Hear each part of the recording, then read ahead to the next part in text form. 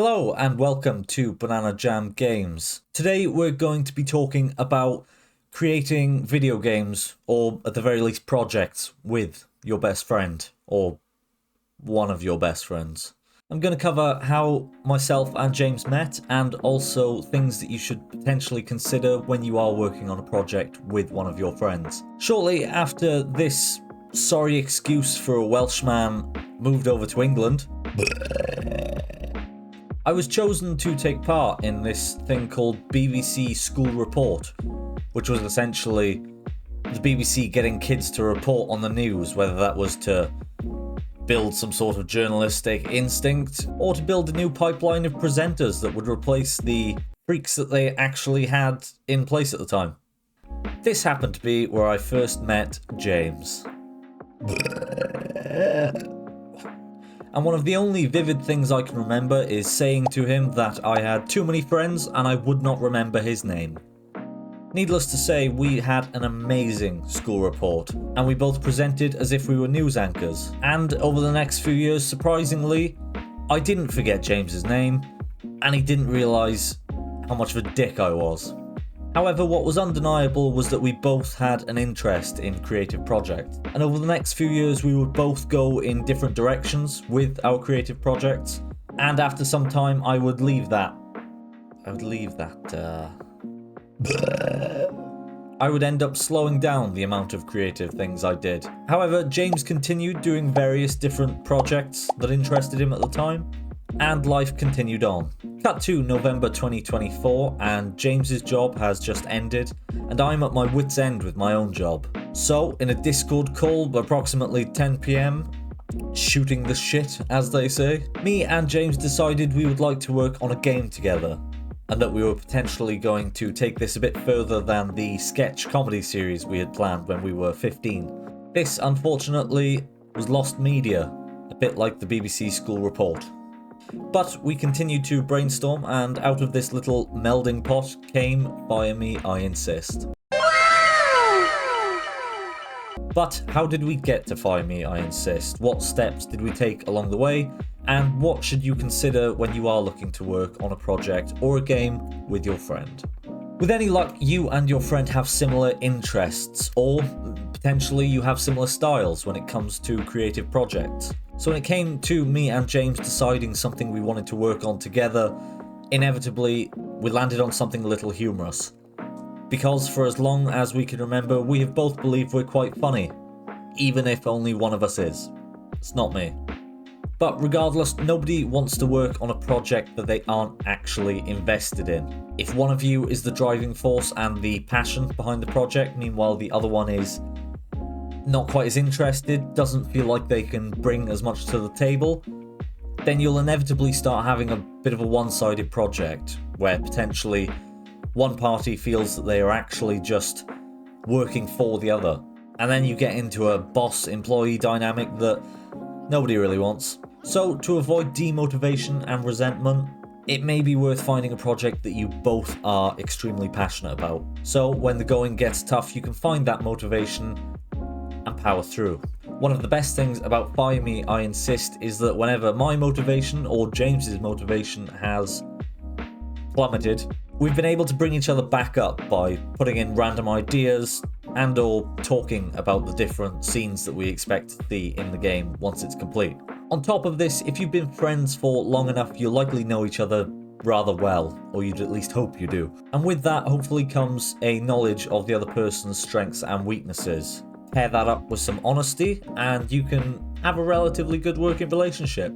This will be especially helpful when it comes to delegating certain tasks, finding out who's going to do certain areas of work and who's going to be responsible for what within the project.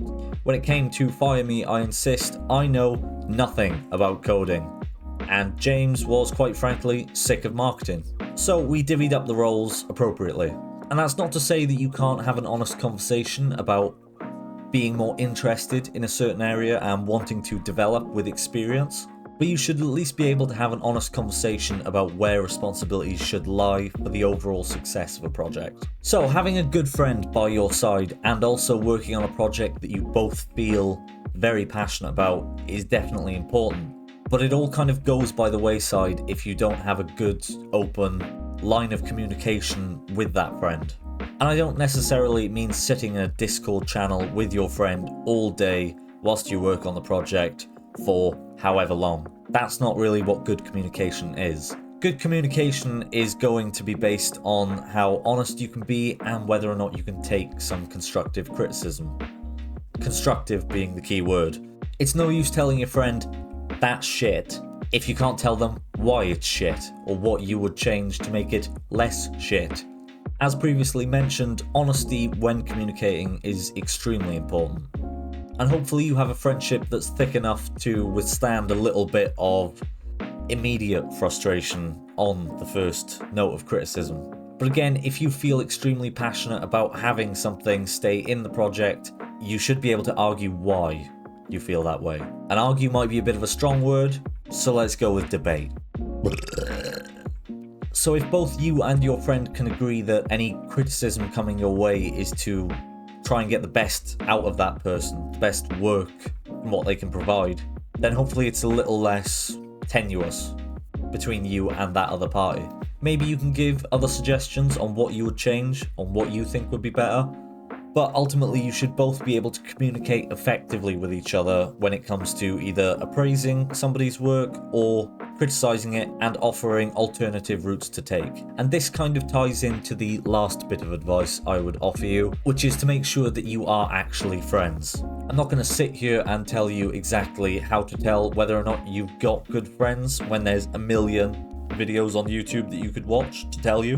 But what I would say is go watch one of those videos, reevaluate whether or not you are good friends, and then come back to see whether or not you would like to start a project with that person. Luckily for me, I knew that me and James were good friends. After one New Year's Eve, he got a bit too frisky, close, affectionate, but I won't hold it against him. We'd also had one small blip where we weren't friends, not for any big fallout reason, but just rather that we'd gone separate ways and weren't in the same circles anymore. However, we still ended up coming back to each other. Also, whilst I had taken a big break from creative projects, every now and then I would find something that I really desperately wanted to do, and for the next 6 weeks I would crack on, finish it, not be completely happy with it, and send it to James for evaluation. And even though I would never go back and finish it to a point where I was happy with it and wanted to release it, James would still give me different feedback that I'd asked for and try to help me and also push me to finish it and get it out there. I wouldn't have sent these projects to James if I didn't want his constructive criticism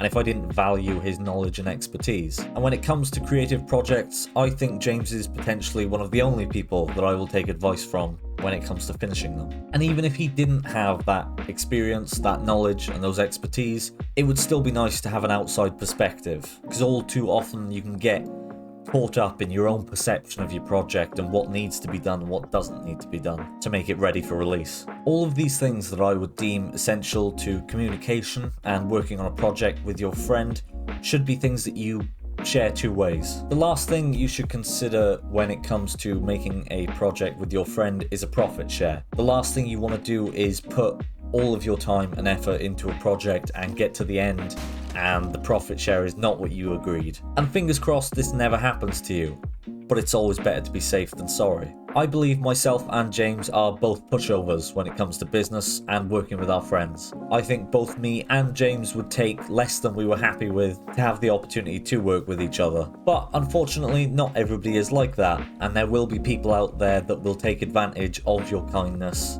and friendship, especially if it's not been developed and solidified over years of friendship. So take into consideration what you have available to offer, whether it's resources or time. If you agree early on who is going to do a certain percent of the work or certain areas of it and what the resulting payout will be at the end of it, then it's one less thing to panic about as you come to the end of your project. And everyone ends up clued in on what's expected of each party as well. All of these things should go both ways. Where your partner is able to give you good constructive criticism, you should be able to try and offer the same. And the balance isn't always going to be perfect. There will be some people that have off days and some that are pretty much always seemingly on an on day. But the closer you can strike that balance, the better your teamwork will be. If me and James, as stubborn as we both are, can come together and finish a creative project together, chances are you can too. But the main thing to keep in consideration is communication, whether or not you're actually good friends, and a realistic outlook from the start of who is going to deliver what pieces of work.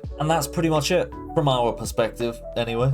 Fire Me, I Insist is now on Steam. You can go and wishlist it at your own leisure. And this channel will continue to have content coming out leading up to its release. This YouTube channel has also had various different bits of content on it. So if you've been tagging along and watching all of the content coming out, please let us know in the comments what you do like seeing and what you wouldn't like to see, so we can tailor it to fit the channel better. Also, if you're interested to see how a man lives in Skyrim for 24 hours with the help of virtual reality and artificial intelligence, please feel free to come and watch my stream on Valentine's Day, which I'm not dreading at all. But as usual, thank you for watching. I have been Beppis, we have been Banana Jam Games, and I'll see you next time.